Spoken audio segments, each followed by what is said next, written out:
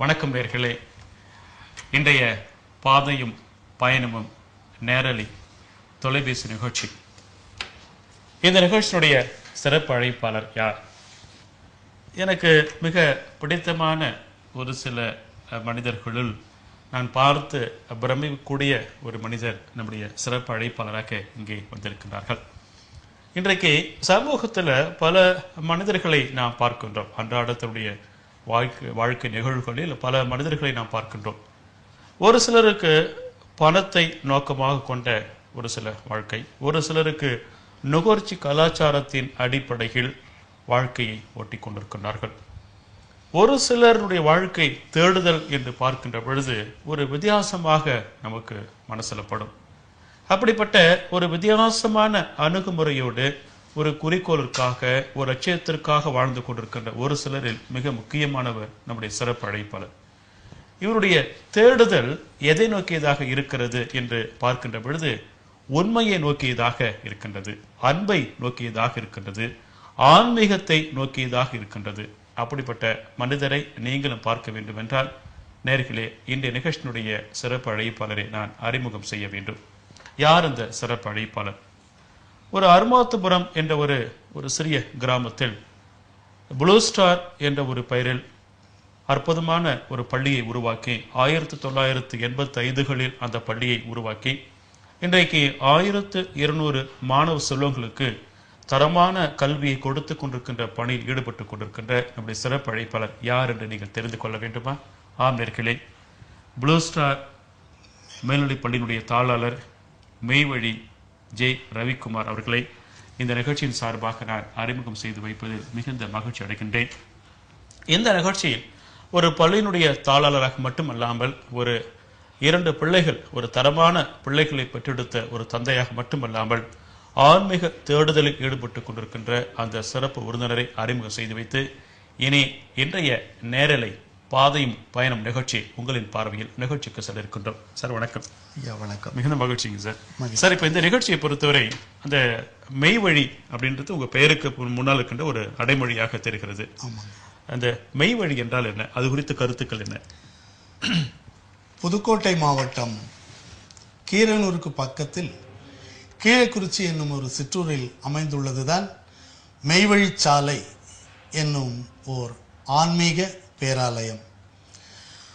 அதன் தோற்றம்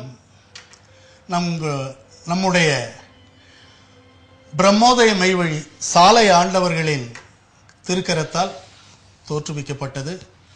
130 ஆண்டுகள் அவர் இந்த தூலத்தில் வாழ்ந்து இந்த ஆன்மீக பேரலையை மக்களிடத்தில் கொண்டு சென்று மனிதனின் பிறப்பின் இரகசியத்தை உணர்த்தி அவர்களை மரணமில்லா பெருவாழ்விற்கு அழைத்து சென்ற அவதார புருஷர் என்றே சொல்லலாம்.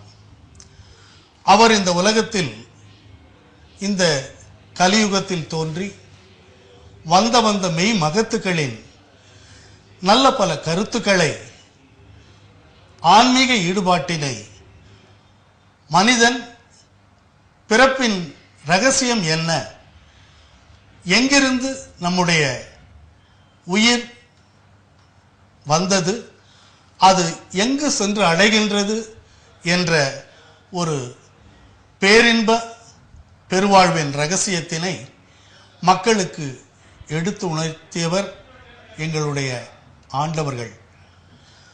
அந்த மெய்வழிச்சாலையில் நாம் சாகா கலை என்றால் என்ன என்பதனை முற்றிலுமாக இந்த மனித வர்க்கம் புரிந்து கொள்ளக்கூடிய அளவிலே அவர்களுடைய சீடர்களாக திகழும் அனந்தாதி தேவர்களின் வாயிலாக நம்மை போன்ற நன்மனத்தோருக்கு அதை எடுத்துரைத்து நம்முடைய தூல நடைமுறைகளை மாற்றி இந்த ஆன்மீக பயணத்தை, நம்முடைய ஜீவ பிரயாணத்தை எப்படி அமைத்து கொள்ள வேண்டும் என்ற ஒரு நல்ல நோக்கத்திற்காக இந்த பேராலயத்தை உருவாக்கி அதன் மூலம் மக்களை நல்வழிப்படுத்தி அந்த மரணமில்லா பெருவாழ்வினை, பரலோக பேரின்ப இன்பத்தை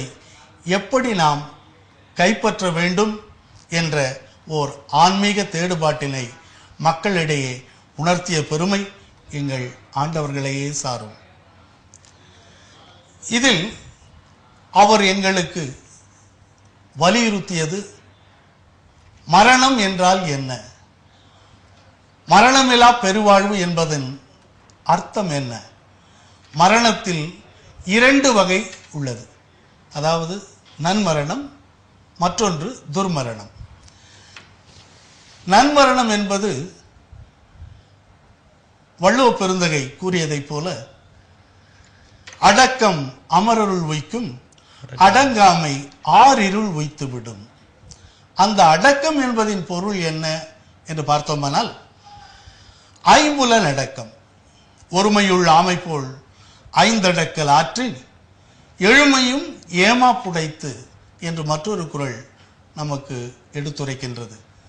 அந்த அடக்கத்தினை நம்முடைய தூலத்தில் நாம் எவ்வாறு பெற வேண்டும், அதற்கு நாம் எந்த நடைமுறைகளை வாழ்க்கையில் கையாள வேண்டும் என்ற ஒரு நல்ல நோக்கத்தினை மக்களுக்கு உணர்த்தி, அதை நெறிப்படுத்தி, நம்முடைய வாழ்க்கையில் அதை பயனுற செயல்படுத்தி எந்த அளவில் நாம் வாழ்ந்தால் நிச்சயமாக அந்த மரணமில்லா பெருவாழ்வினை பெற முடியும் என்பதனை எங்களுக்கு தெளிவுபடுத்தி அதை நிரூபணையாக செய்து காட்டியவர் எங்கள் ஆண்டவர்கள். அதாவது நீங்க எனக்கு ஒரு மகிழ்ச்சியாகவும் இருக்கிறது, ஒரு பெரிய பிரமிப்பாகவும் இருக்கிறது. இப்போ நீங்க பேசுனீங்கள ஒரு 5 நிமிடங்களுக்கு ரொம்ப ஒரு தத்துவ ஞானம் பொருந்திய ஒரு, அதாவது ஒரு ஆன்மீகத்தினுடைய ஒரு கருத்தாக்கத்தினுடைய வெளிப்பாடாகத்தான் இந்த கருத்தை நான் பார்க்கிற வைத்துக் கொள்ளுங்க. ஏனென்றால் இந்த பரலோக பேரின்பம், ஆன்மீக தேடுதல், அதுக்கப்புறம் ஜீவ பிரயாணம் என்ற அந்த வார்த்தை பயன்படுத்துறீங்க. இதெல்லாம் பார்த்தீங்கன்னா மரணமில்லா ஒரு பெருவாழ்வு என்ற வாழ்க்கையெல்லாம் பார்த்தீங்கன்னா ஏதோ ஒரு வித்தியாசமான அணுகுமுறையில உங்களுடைய பார்வை இந்த சமூகத்தை மனிதனாக பெறப்படுத்த யாராக இருந்தாலும் அந்த மரண பயம் என்பது கண்டிப்பா தேவைங்க. அந்த மரண பயம் இல்லாவிட்டால் மனிதன் மக்களாகவே இருக்க முடியாது, மனிதனாக இருக்க முடியாது, மாக்களாகத்தான் அவன் வாழ முடியும். இப்ப நீங்க உங்களுடைய கருத்துல பார்க்கின்ற பொழுது வள்ளுவருடைய கருத்துக்களை நீங்க இணைந்து பேசுறீங்க. கூடவே பார்த்தீங்கன்னா மெய்வயசாரி உங்கள் ஆண்டவனுடைய கருத்துக்களை இணைந்து நீங்க பேசுறீங்க இல்லையா? அதன் அடிப்படையில ஒரு 2036 வருடங்களுக்கு முன்னாலே தோன்றிருக்கின்ற மகான் வள்ளுவருடைய கருத்துக்கள், அதற்கு பிறகு வந்திருக்கின்ற உங்களுடைய மெய்வழி சபை சாலை அந்த கருத்துக்கள் இணைந்து நீங்க பேசுறீங்க. ஆனாலும் இந்த சமூகத்துல இந்த மரணமில்லா பெருவாழ்க்கை அதனுடைய தாக்கம் அதிகமாக இருப்பதாக வந்த மத கர்த்தர்கள் ஒவ்வொருவரும் வலியுறுத்தி கூறியது இந்த மரணமில்லா பெருவாழ்வை பற்றி. ஆனா மக்கள் மத்தியில் பரவி இருக்கான்னு கேட்கிறேன். அது அவங்க முழுமையாக அதை புரிந்து கொள்ளாத காரணத்தினால் வள்ளல் பிரான் சொல்றது போல கடை விரித்தேன் கொள்வார் இல்லை, கடையை கட்டிவிட்டேன் என்று வந்த மத கருத்துகள் அனைவரும் சென்று அதை நான் நினைக்கிறேங்க. இப்ப நீங்க சொல்ற கருத்து, அதாவது மனிதனுக்கு சுய கட்டுப்பாடு தேவைன்றீங்க, அன்பு வழியில வாழ்க்கை வாழ்ன்றீங்க, மரணத்தை பத்தி ஒரு பயம் இருக்கணும், அப்பதான் தப்பு செய்ய பயப்படுவாங்க. இதெல்லாம் நீ கருத்து சுய கட்டு நிறைய சொல்றீங்க நீங்க. ஆனாலும் ஏதோ இந்த கருத்தை சொல்லும் பொழுது ஒரு ஆன்மீக ரீதியில் இந்த கருத்துக்களை மக்கள் மத்தியில் சொல்வதன் வாயிலாக மக்களுக்கும் உங்களை போன்ற கருத்தாளர்களுக்கும் ஒரு பெரிய இடைவெளி இருப்பதா நினைக்கிறேன் நான். நீங்க கொஞ்சம் எளிமையா நீங்க பேசலாம்ல உங்களுடைய அந்த மெய்வழி சபை.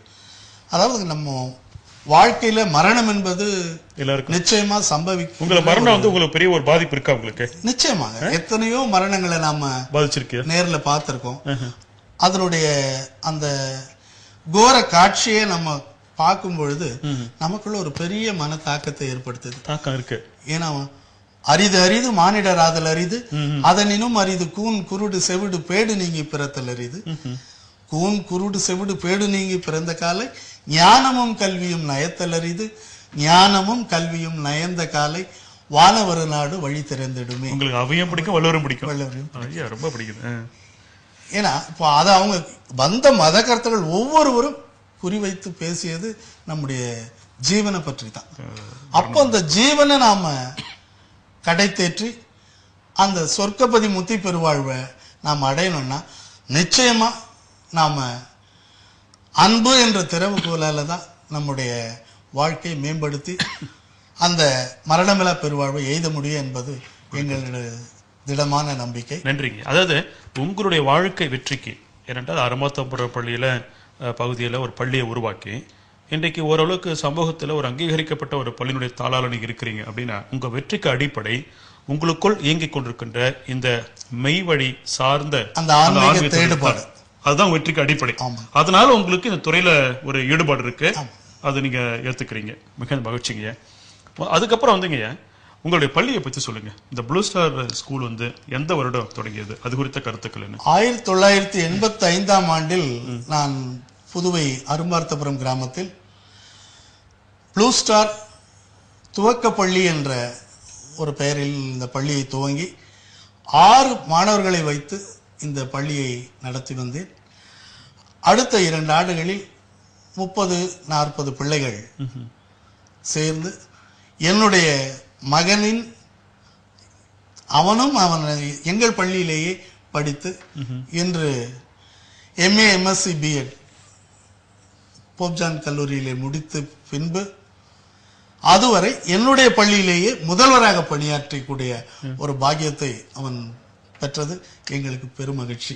அதாவது உங்களுடைய மகனுடைய வெற்றி உங்க பள்ளியையும் பொறுத்திருக்கு இல்லைங்களா? ஆரம்ப கால பள்ளி கல்வி எங்களுடைய பள்ளியில் தான் தொடங்கியது. அந்த பள்ளியினுடைய வளர்ச்சி 25 ஆண்டு காலத்தில் ஒரு மேல்நிலை பள்ளியாக அதை உயர்த்தியது எங்களுடைய ஆன்மீக தேடுபாடுதான் என்றால் அது மிகையாகாது. மகிழ்ச்சிங்க. தொடக்கத்தில் 1985 நீங்க வந்து அந்த பள்ளியை தொடங்கும் போது என்னென்ன வகையான பார்வை உங்க மேல இருந்தது? ஏனென்றால் அரும்பார்த்தபுரம் வந்து ஒரு ஏழை மக்கள் அரும்பார்த்தபுரம் வந்த பொழுது அப்பொழுது அங்கு தனியார் துறையில் எந்த ஒரு பள்ளியும் இயங்கவில்லை. அரசு துறையில் தான் ஒரே ஒரு அரசு பள்ளிக்கூடம், அப்போ அதுவும் ஒரு துவக்க பள்ளியாகத்தான் இருந்தது அந்த காலகட்டத்தில். அதன் பிறகு இப்பொழுது இருக்கின்ற அரசு உயர்நிலை பள்ளி கடந்த 150 ஆண்டு காலமாக அங்கேயே நடந்து வந்தாலும் தனியார் துறையில் எந்த ஒரு பள்ளியும் அங்கு செயல்படவில்லை நான் வந்த காலத்துல. அதுக்கப்புறம் அதை படிப்படியாக முன்னேற்றி நடுநிலை பள்ளியாகவும் உயர்நிலை பள்ளியாகவும் அடுத்து இன்றைக்கு மேல்நிலை பள்ளியாகவும் கல்வித்துறையினரால் அங்கீகரிக்கப்பட்டு நல்ல முறையில் ஒரு 1200 மாணவர்களை பயிற்றுவிக்கக்கூடிய ஒரு தனியார் பள்ளியாக இன்று அதை நடத்தி வருகின்றோம். உங்களுக்கு பெரிய மகிழ்ச்சியா இல்ல? நிச்சயம். அந்த பள்ளியினுடைய தாளாளர் என்ற முறையில ஒரு பெரிய பெருமை இருக்கு இல்லைங்களா? ஏன்னா அந்த முக வசீகரத்தை பத்தி கண்டுபிடிக்க முடியுது. மிகுந்த மகிழ்ச்சிங்க. அந்த பள்ளிக்கு ஏன் நீங்க ப்ளூ ஸ்டார் வைத்தீங்க நீங்க போயிட்டு? நான் சென்னையில் இருந்த பொழுதே ஒரு பள்ளியை துவக்கி கல்வி பணி ஆற்ற வேண்டும், குறிப்பாக கிராமப்புறத்திற்கு சென்று அந்த கல்வி பணியினை தொடர வேண்டும் என்ற ஒரு உந்துதல். நான் பணியாற்றிய கல்லூரிகள், அதாவது என்னுடைய தாளாளர், நான் பணியாற்றிய கல்லூரியின் தாளாளர் மெய்வழி முருகமலை ஆனந்தர் அவர்கள். அவர் ப்ரொஃபஷனலா அவர் ஒரு ஆடிட்டராக தான் இருந்தாருங்க. ஆனா அவர் ஆரம்பித்த கல்லூரிகள் எல்லாம் பொறியியல் கல்லூரிகள், மருந்தாளுநர் கல்லூரிகள், சட்ட கல்லூரிகள், இப்படி பல்வேறு தரப்பட்ட கல்லூரிகளை அவர் தன்னுடைய தொழிலுக்கே சம்பந்தம் இல்லாம அவர் பல கல்லூரிகளை நடத்தி வந்ததன் தாக்கம் எனக்கும், ஏன் நாமும் ஒரு பள்ளியை ஒரு கிராமப்புறத்தில் சென்று அந்த கல்வி பணியினை தொடரக்கூடாது என்ற ஒரு உந்துதலை ஏற்படுத்தியது. அதன் காரணமாகத்தான் நான் புதுவை மாநிலத்திற்கு இந்த பணியினை தொடர்வதற்காக வந்தேன். பார்க்கலாங்களா? வணக்கங்க. பாதையும் பயணமும் யார் பேசுறீங்க? ஐயோ, மாலை வணக்கம். மாலை வணக்கம். நான் இங்க இருந்து உலகர்ல இருந்து பேசுறேங்க. சொல்லுங்க சார். உங்களுடைய கடந்த வாழ்க்கை இதெல்லாம் பத்தி பேசுனீங்க. உங்களுடைய இதை பார்த்து நாங்க எங்களுக்கே ஒரு உற்சாகம் வருது. ரொம்ப நன்றிங்க. இந்த ஸ்கூல் இல்லாம நீங்க காலேஜ் ஏதாவது கட்டுற மாதிரி இருக்குங்களா? நிச்சயமாகங்கய்யா.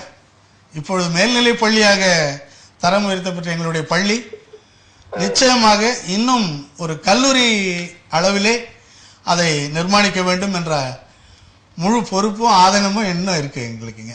அப்படிங்களா? கண்டிப்பாக என்னுடைய மகளை வந்து உங்களுக்கு உங்க காலேஜ்ல நான் சேர்க்கிற மாதிரி வரணும். ரொம்ப நன்றிங்கய்யா. நன்றி நன்றிங்க. தேங்க்யூ. அதாவதுங்க உங்களுடைய இந்த மெய்வழி ரவிக்குமார் உங்க பெயருக்கு முன்னாலுக்கின்ற ஒரு அடையாள குறியீடு, அதனுடைய தாக்கத்தை பத்தி நீங்க பகிர்ந்து, எதனால வந்து மெய்வழி என்ற பெயரோட நீங்க என்ன செயல்படுறீங்க அந்த கருத்தை நீங்க பகிர்ந்து கொண்டீங்க. அடுத்து உங்களுடைய பள்ளியினுடைய வரலாறு, 1985 தொடங்கப்பட்ட இந்த பள்ளி இன்றைக்கு இருக்கின்ற ஒரு பிரம்மாண்டம், அது குறித்த கருத்துக்களை பகிர்ந்து கொண்டீங்க. மூன்றாவது, அந்த பள்ளி தொடக்க காலத்தில் படித்த உங்க மகன் இன்றைக்கு அதே பள்ளிக்கு பிரின்சிபாலா வந்திருக்கிறாரு. அதுக்கப்புறம் இன்றைக்கு மலேசியாவில் இருக்கின்ற ஒரு பெரிய நிறுவனத்தில் வேலை செய்து கொண்டிருக்கின்றார். அந்த கருத்தை நீங்க பகிர்ந்து கொண்டீங்க. மிக முக்கியமாக உங்களுடைய பெற்றோர்கள், இப்போ உங்க குடும்பத்தில் வேற யாரும் இருக்காங்க, டீச்சர்ஸா இருந்திருக்காங்களா? யாருன்னு? இல்லைங்கய்யா, யாரும் இல்லை. என்னுடைய தந்தையார் ரயில்வேயில் பணியாற்றி ஓய்வு பெற்றவர். இப்பொழுது அவர் இல்லை. இருவருமே, தாய் தந்தையர் இருவருமே. ஆனா நீங்க உங்க தொடக்க காலத்துல அம்மா அப்பா ரொம்ப ரேசிப்பீங்களா நீங்க? நிச்சயமா. இந்த கேள்வி தவறான கேள்வி நினைக்கிறேன். நிச்சயமா. என்னடா இன்னைக்கு பல பேர் வந்து பெற்றோர்களை வந்து எந்த அளவுக்கு அக்கறை எடுத்துக் கொள்கின்றார்கள் என்பது நான் பார்க்கிறேன் இன்றைக்கு நான் போயிட்டு இன்னைக்கு. ஆனா தந்தை தாயை மதிக்கிறவங்க நல்லா இருப்பாங்க அப்படின்னு கருத்து ஏற்ப சொல்லுவாங்க. அது ஒரு தாயினுடைய அரவணைப்பும் அவர்களுடைய கற்பனையும் தான் என்னை இந்த அளவிற்கு உருவாக்கி இருக்கின்றது என்று நான் நிச்சயமாக நம்புகிறேன். தாயினுடைய பேர் என்னங்க? திருமதி சண்முகவள்ளி அப்பையார். சண்முகவள்ளி. அப்பா பேருங்க? ஜெயக்குமார். ஓஹோ. உங்க பெற்றோர்கள் எப்படி வளர்த்திருக்கிறாங்க? எதனால சின்ன வயசுல என்ன பாதிப்பு என்ன இருந்திருக்கு இல்லையா? அம்மா அப்பாவுடைய அணுகுமுறை, அதாவது என்ன வளர்க்கப்பட்ட முறை வந்து ரொம்ப எளிமையா தான் வளர்த்தாங்க.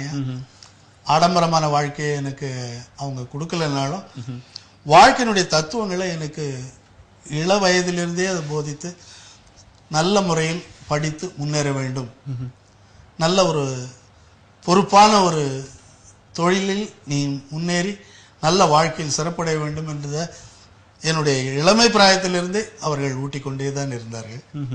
அதன் மூலமாக எனக்கு நிச்சயமாக என்னுடைய தந்தையார் எதிர்பார்த்ததெல்லாம் நான் ஒரு போலீஸ் ஆபீசராகவும் ஒரு நல்ல ஒரு பொறுப்புள்ள ஒரு அரசு துறையில் பணியாற்ற வேண்டும் என்பதை தான் அவர் கனவு கண்டாருங்க.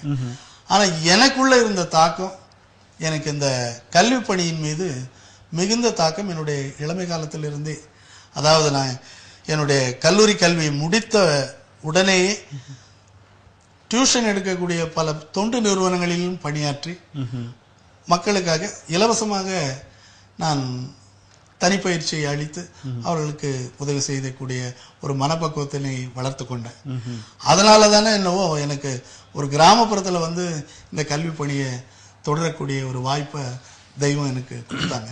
ஓஹோ, மகிழ்ச்சி. இப்போ உங்களுக்கு இந்த துறையில் ஆர்வம் இருக்கிறது, உங்க மகனையும் இந்த துறையில் நீங்க வந்து ஈடுபடுத்திருக்கிறீங்க. அவங்க என்ன நிச்சயமா என்னுடைய கல்வி பணிக்கு அடுத்து ஒரு தொடர்ச்சி தேவை அப்படின்ற ஒரு குறிக்கோளோட தான் என்னுடைய மகனையும் இந்த ஆசிரியர் பணிக்காகவே அவரை உருவாக்கினேன். இப்போ 1985 தொடங்கப்பட்டு இன்றைக்கு 2011 ஆகுதுங்க.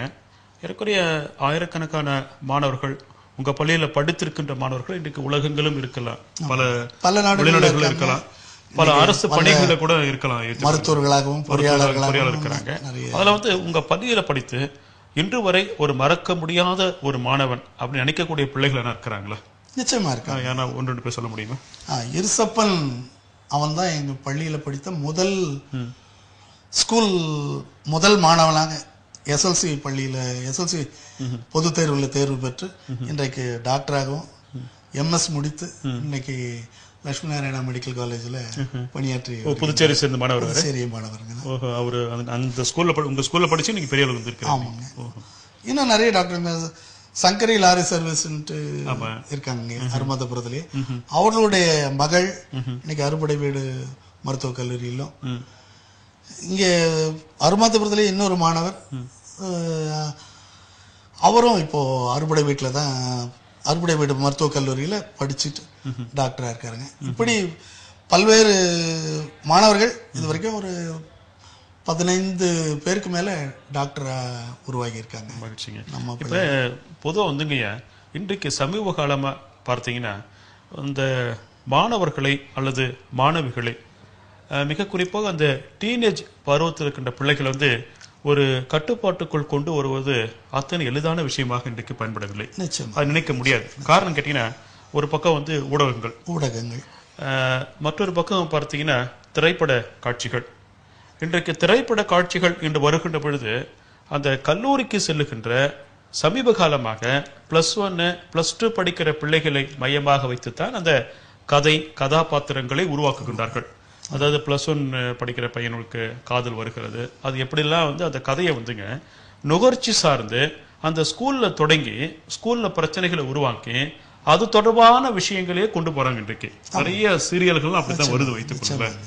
மற்றொரு பக்கம் பார்த்தீங்கன்னா இந்த இன்டர்நெட் வலைதளம், செல்போன் உள்ளிட்ட விஷயங்கள். ஸோ இவ்வளோ ஒரு கவன சிதைவு இருக்கின்ற ஒரு சமூக ஒரு சீர்கேட்டில், சமூக சூழல்ல ஒரு டீனேஜ் பையனை வந்து உருவாக்குவது என்பது மிகப்பெரிய ஒரு சவாலான விஷயம். அது குறித்த கருத்து என்ன சொல்றீங்க நீங்க? அதற்காகத்தான் நாங்கள் எங்களுடைய மாணவர்களை அவர்களுடைய மிடில் ஸ்கூல் லெவல்லைங்க, அதாவது 6ஆம் வகுப்பில் இருந்து 12ஆம் வகுப்பு வரை உள்ள மாணவர்களுக்கு மனவளக்கலை என்ற ஒரு ஆன்மீக தேடுபாடு, அவர்களுக்குள்ளே அந்த தேடுதலை வளர்த்து அதற்குரிய பயிற்சிகளையும் நாங்கள் பள்ளியிலேயே அளித்து வருகின்றோம். மனவளக்கலை மனவளக்கலை என்ன